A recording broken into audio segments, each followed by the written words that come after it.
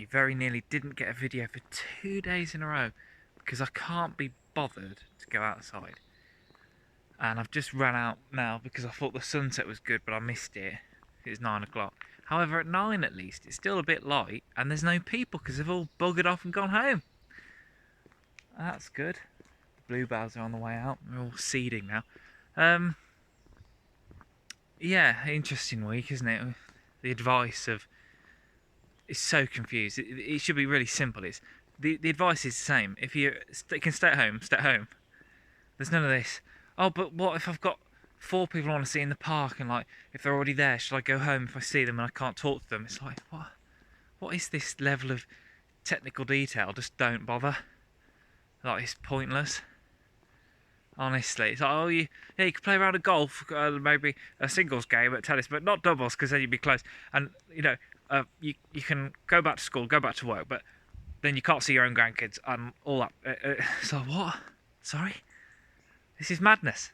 Should have stayed the same message for another 3 weeks, see where we are, because the VE Day stuff that I saw last week, the idiots of this country think wartime spirit will make you immune to catching a disease.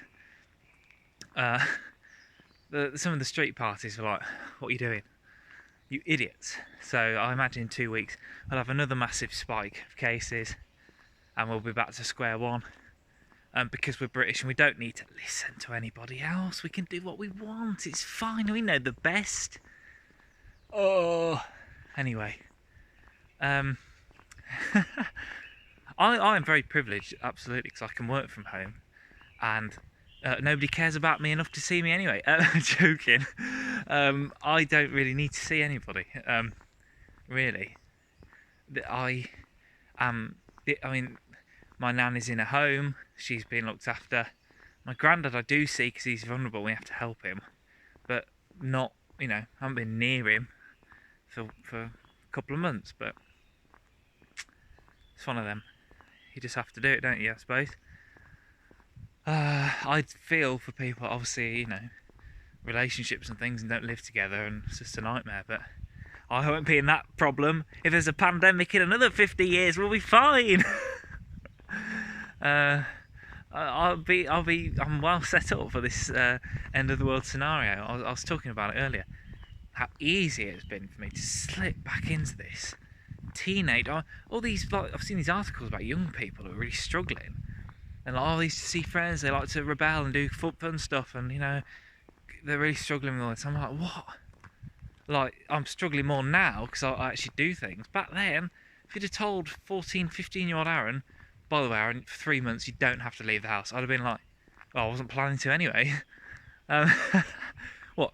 I'm allowed to just play on my PS2, or whatever it was at the time. Yes, please. Yeah, that would have been ideal. Obviously now it's a bit more tricky. I'll actually try and do things and gigs and events, and I've got the ability to do other things which I didn't think when I was a teenager. But it's funny how it goes, isn't it?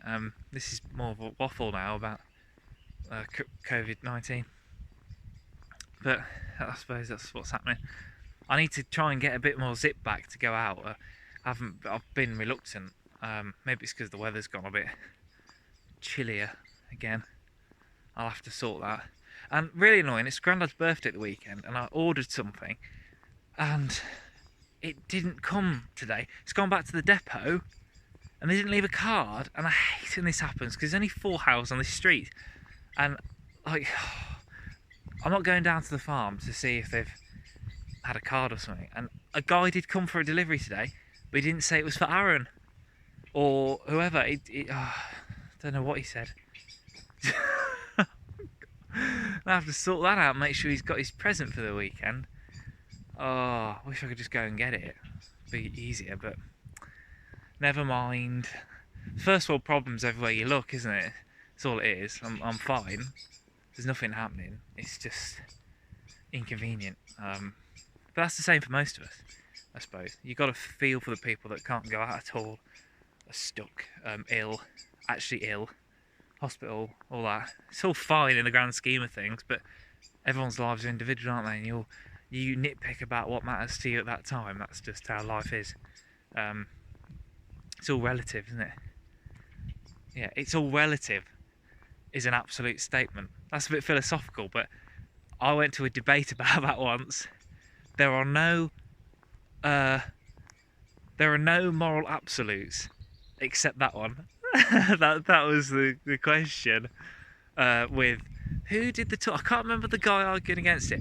I remember Keith Ward was the guy, one of the philosophers that was debated, and it was really funny because we were the only sixth form that went. Well, I did philosophy A level.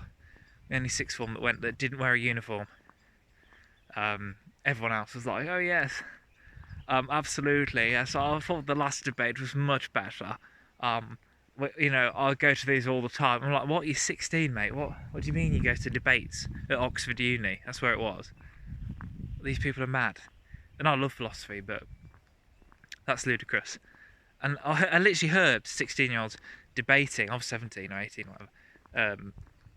Debating like the best debate or philosophical lecture they'd seen was. I wonder where they are now. They're probably running the country.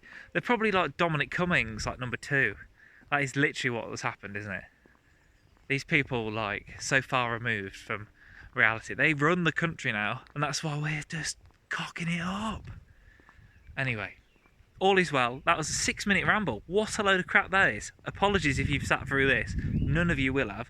But if you have, then well done. You're obviously very bored. And see you again soon.